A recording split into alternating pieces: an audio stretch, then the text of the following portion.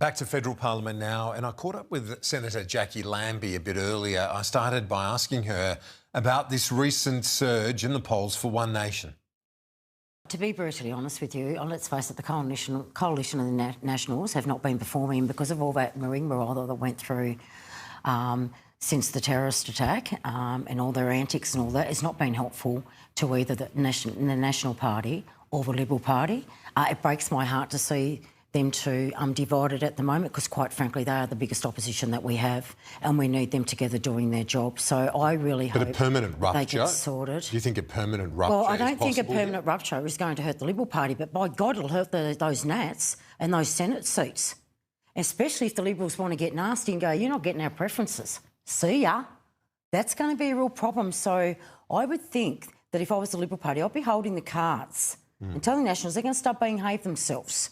Yep. You know, and get this sorted because something needs to be done. But right now, I put the country first. And what bothers me is we don't have an opposition right now that is good enough to take on the government. And I just think, just get it back together, work it out. Well, you've been at the centre, you know, of voters saying, I'm sick of the establishment, I'm going to vote for Jacqui Lambie or a crossbench. You know, you were one of the first really in this generation to have seen that vote head towards you. Do you think One Nation, this is just a protest vote, or is this a real challenge right now from One Nation? I think that One Nation is an angry party and there's a lot of angry Australians out there at the moment that are really unsettled because of what's going on in world events and, you know, the economy, you know, is not going as well for many people out there. They're struggling. I've got many people that, you know, there's supposed to be all these houses being built that the public housing can't get into all that. And I just think there's a lot of disgruntled Australians out there at the moment that are going, you know, I don't care, I'll vote for anybody else but those parties. They're happy to flip the chessboard. Yeah, but, you know, it's very different when you go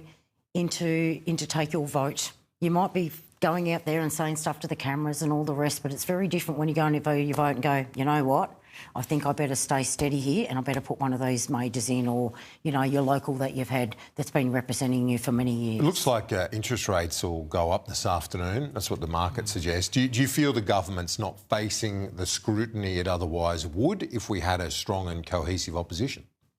I don't think it's just that about the economy, although it's always good to keep them on their feet, the government, but it's also what's going on in world events around the world, what's going on with other interests around the world, what's going on with oil. And right now it's really unstable times around the world and that's making everything difficult. So you've got to I think they're doing the best job that they possibly can. I really do with the interest rates. I think they're trying to hold back. They're trying to do what they can. But if that means that they don't quite do that quarter rise and it's a little bit lower just because they think it's going to just keep us more steady, then I don't think for the long term we have any other choice. Mate, I'm not an economist. No. And we can go and get economists to talk to us, but half agree, half don't. Exactly, so, no. You know, so what I do know is people are still doing it out there quite tough and I don't see this year getting much better for them. You know, that's how I feel. And the Bondi massacre, obviously it affected you personally, like so many Australians. It had such a terrible impact on our society and veterans as well. I know you've been in touch with many of them. Yeah, so it's maybe not something that would be front of mind for a lot of people, but it has affected a lot of veterans as well. Yeah, so you would think that Department of Veterans Affairs would be wakey to this before Christmas time, but certainly veterans struggle to get through Christmas. That's one of their worst times. I guess it's all family and it's all love and they're not, as much as they're feeling the love because of whether it's their PTSD or mental health injuries, Christmas just seems to really drag them down when it should be the happiest time. So, and then we had the terrorist attack 10 days beforehand and I can assure you, I was getting desperate out there because I started getting those calls through straight away. By the 28th of December itself, 3 days after Christmas, within 8 days, I had 3 veterans I had to find beds for in mental health units. I can tell you now, Ward 17 did not have any beds for 3 weeks. That was just Ward 17. And I'll thank those people at Ward 17 for speaking to me and being honest. And was part of it sparked by the Yeah, of course, because they've had a double hit. So, you know, that's been hit. I mean, you know, to them it's like, oh, my God, we fought against all this stuff, these terrorists and that in the Middle East, so they never come to our shores, and they're now sitting in our shores. So for them it's, you know, it's too close to home. Yeah. So for them it's a double hit. So that there is a big problem out there. I am going to start going at Department of Veterans Affairs again. They've had 12 months, well over 12 months, so nearly 18 months since that Royal Commission did its finding. I have been quiet to let the government do their job. You are failing to get your job done, Matt Keogh. And I'll call you out now, and we have a problem. If you can't get mental health births, if I can't get them in within 2 days, then I've lost them, Matt.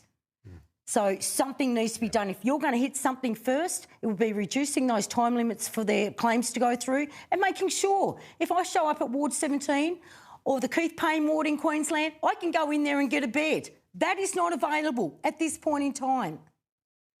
Right. Other than that, we're doing Ward 18 at Jacqui Lambie's house because that's how desperate I was getting. I've got beds there, and if I've got to take them in, I bloody will. Yep. I just can't give them that big stuff, those tools up here a psychiatrist can, but I can certainly keep them standing up. They need that immediate... They need that immediate thing. help, don't they? Yeah, the immediate help, and it's not out there. Well, we appreciate your time, Jacqui Lambie. Thanks as always. We'll stay in touch. Thank you so much.